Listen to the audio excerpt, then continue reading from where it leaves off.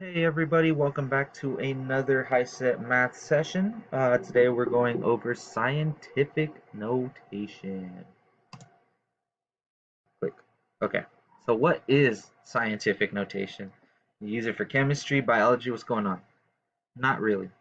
All you're doing, it's for math. It's a way of simplifying really big numbers or really small numbers. You'll see what we mean by really big and really small. So, how to do this? First and foremost, this can only be done with numbers that have a ton of zeros, all right? So, for example, let's use this number 10 billion. A lot of zeros there, 9 zeros, 10 zeros. You want to simplify this so it's easy to interpret and use. So, you put it into scientific notation. So, instead of having to write out all those zeros, you can put it into scientific notation. You probably will see one or two questions on the HiSet about this, so let's go over it. So if you had to put 10 billion into scientific notation, all you do is write the number out, and then you are going to put a decimal at the very end.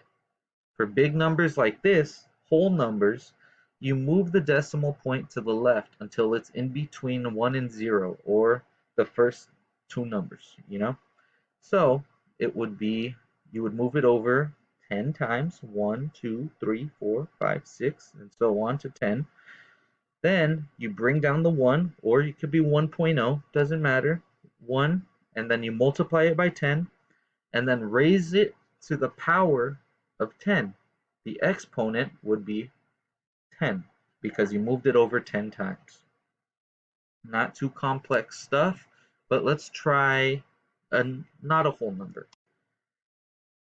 All right, so for decimals, you do the exact same thing, except not so exact actually. You move it to the right. So instead of moving everything to the left, the decimal to the left, you're moving it to the right. I think that's my right? However it is for you. But yeah, so let's look at an example. So the thing with this is that you have 0.0000000000125 in scientific notation. That's what you got to put in scientific notation. Instead of writing that whole thing out, that's what scientific notation is for. So first, you move the decimal all the way from right here to in between the 1 and the 2. So you get 1.25.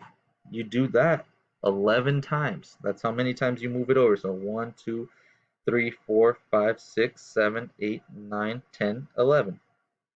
Next, you bring down the 1.25 and multiply it, set it times 10.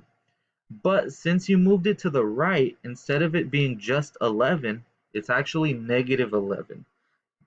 For decimals, your exponent is going to be negative, but for whole numbers, it's going to be positive. All right, so to review, for large whole numbers, really big numbers like the 10 billion, 20 trillion, whatever it is, you move the decimal to the left. That is going to make it a positive exponent. For large decimal numbers, you move it to the right, which makes a negative exponent. All right, so they have to be big numbers. These numbers have to be less than 10. It wouldn't make sense if it's 11 times 10 because your brain is going to be like, okay, what's quick like that? Or if it's 20 times 12, whatever it is, like you don't want that. So this is how you just put it into scientific notation. Pretty simple stuff. And yeah, so if you have any questions, just let me know. I'm happy to help out. Thank you for watching. We have now reached the end of the video, and I hope you have a great rest of your day. Thank you.